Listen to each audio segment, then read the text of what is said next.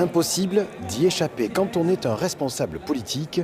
La déambulation dans les allées du salon est un sport qu'il faut maîtriser. Le sourire, la proximité et surtout, n'oubliez personne. Le salon est un sanctuaire de la communication et tout le monde joue le jeu, et surtout les syndicats. On voit tout le monde. On a même accueilli hier Fabien Roussel sur le stand de la région, justement, du Parti communiste, candidat du Parti communiste, mais qui est le seul, et je le dis, de parler consommer de la viande, consommer du foie gras, consommer en quantité restreinte, mais en consommer et surtout pas le dénigrer, ces produits-là, et tous les produits sous signe de qualité, qu'ils soient solides ou liquides. 3, 2, 1...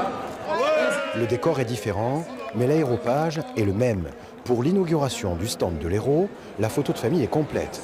L'État, la région, le département et les syndicats, et même la métropole de Montpellier. Le maire est lui aussi venu à la grand-messe pour communiquer.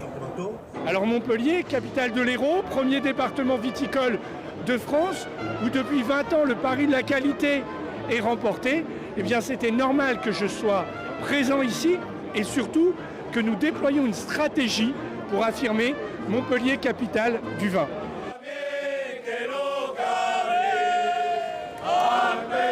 Après un an sans salon, la crise sanitaire, la guerre en Ukraine et accessoirement une campagne présidentielle, les allées de la porte de Versailles n'ont jamais autant bruissé des messages politiques et économiques. L'Occitanie a d'ailleurs voulu frapper très fort avec l'espace le plus important pour une région dans le salon, plus de 2000 m². Cela permet d'avoir une bonne connaissance de tout le remarquable travail des agriculteurs en quantité, en qualité. Et puis cela aussi le moment où on se rencontre de façon conviviale. J'avais rencontré les présidents de chambres d'agriculture il y a de ça un mois, puisque je les rencontre régulièrement dans ma région. Mais ce matin, on a de nouveau travaillé. C'est vrai que le cadre est un peu plus festif. Festif et sportif, la présidente de la région a arpenté les allées du salon pendant près de 12 heures aujourd'hui.